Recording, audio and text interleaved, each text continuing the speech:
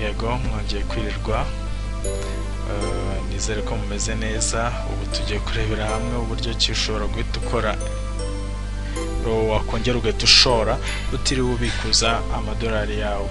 Ubwo mu buryo nta bundi nibwo tugiye kurebera hamwe. Ahangaha niho ndibuze kwibanda cyane ko ayo atajyaza rimwe, atajyaza buri munsi, ahubwo aza ku itariki 10 n'amatariki 25, hanyuma tugahita duprofita. Urumva ko n'umunsi wo kubikuza none tuhita tuyakuraho twongere tuyashore tutiriwe dukora iki, tutiriwe tuyabikuza ngo nanone twongere tuyashore. Ubundi buryo reka twifashisha ubwo buryo bwonyene.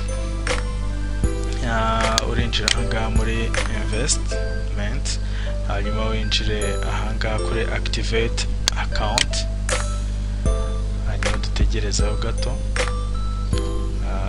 Tubibutsa yuko ushaka nawe kuba umwe mu bashoramari ba Grossbytes, nta kindi bigusaba, urajya muri comment cyangwa se ujye kuri page yacu ya Grossbytes Rwanda, hanyuma urahasanga ubufasha. Twese twiteguye gufashanya, hanyuma ube wakora iki, ube nawe waba umwe mu bashoramari. Nk'uko muri kubireba, Grossbytes igira ibyiciro bitatu. Hari standard guhera ku madolari 30 kugeza ku madolari 999, aho ngaho ku munsi ubona 1.8%. hanyuma premium ni kuva ku gihumbi cy'amadolari kugeza ku bihumbi 24,999, aho ngaho ubona 2% bitewe nayo washoye hagati y'ayo mafaranga y'amadolari twe tuvuze.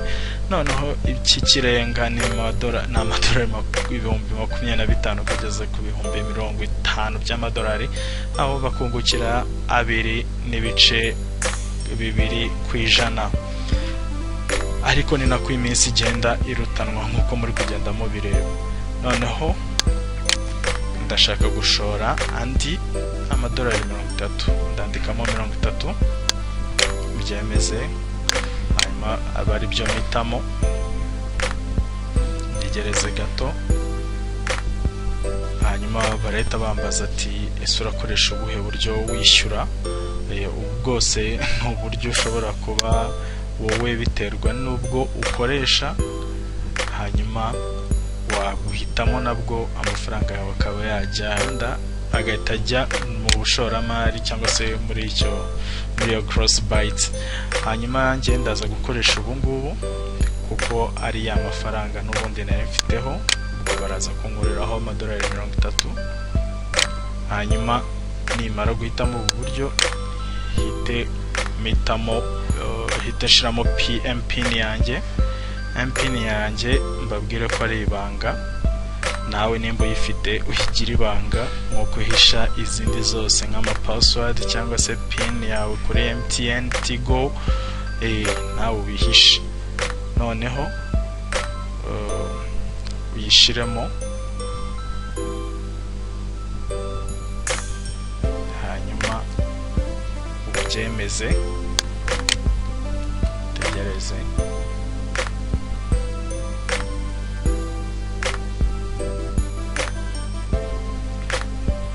Ahangaha bahita bakubwira ati nturamuka ushoye ayo ngayo, ntayo ngayo uzajya ubona.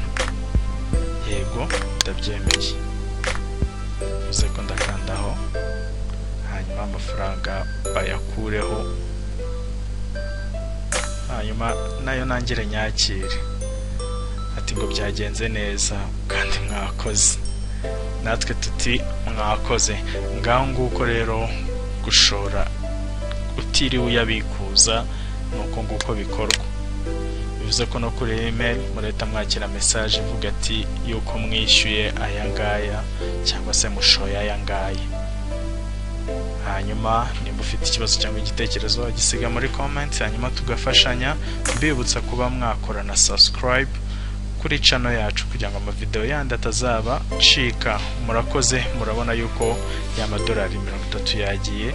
Ubu ngubu ari ya nayo ndahita nagira kuyabarirwa ku munsi, njye mbona 1.8%. Murakoze, mukomeze mugire ibihe byiza, muhorane na Grossbytes. Ibihe byiza.